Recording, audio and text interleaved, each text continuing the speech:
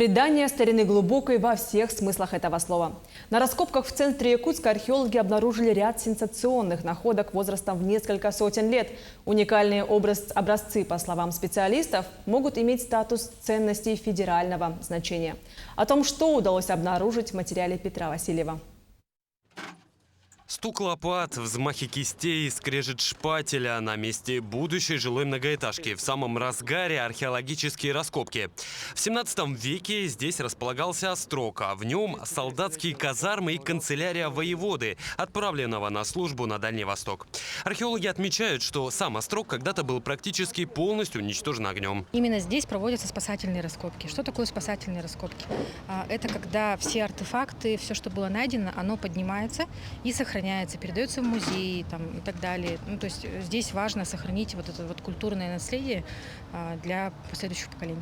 Ровно 4 столетия назад здесь располагалась еще одна важная часть якутского острога. Как предполагают археологи, на этом самом месте находились казачьи погреба. Причем удивительно, что их оклад деревянный сохранился практически в изначальном виде.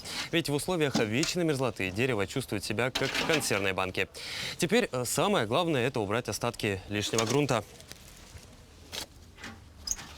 Неподалеку от этих подвалов и были найдены уникальные образцы. Это 9 древних берестяных грамот возрастом в несколько сотен лет. Это первый случай на всем Дальнем Востоке, когда такие грамоты обнаруживали в деревянных сооружениях конца 17 века. Там очень много изделий из бересты было, береста обработана. И в основном мы собирали обработанную. Но в какой-то момент стали собирать всю. Особенно вот попался сверточек. Разворачивать его я не стал. Сказал, наверное, грамоту берестяную нашли. Она нет, какая грамота, здесь такого быть не может. Говорю, на бересте расписали, значит, наверное, может. Поэтому и в университете, когда уезжал, тоже чуть говорил, что по-любому писали, значит, можно будет поднять. Уже сейчас удалось расшифровать одну из найденных берестяных грамот, написанных скорописью. Речь в ней идет о сборе исака, то есть налога, который взимался с народов Сибири и севера пушниной.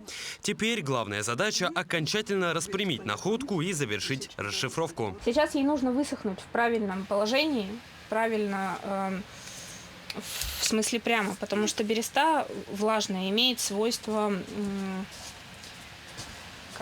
становиться волнистой, да, и сгибаться по ее естественному изгибу, то есть вот по дереву. Всего с начала археологических раскопок в этом месте с мая этого года было найдено более 700 предметов быта, которые охватывают период с 17 века по 30-е годы 20-го. Петр Васильев, Георгий Григорьев, Якутск.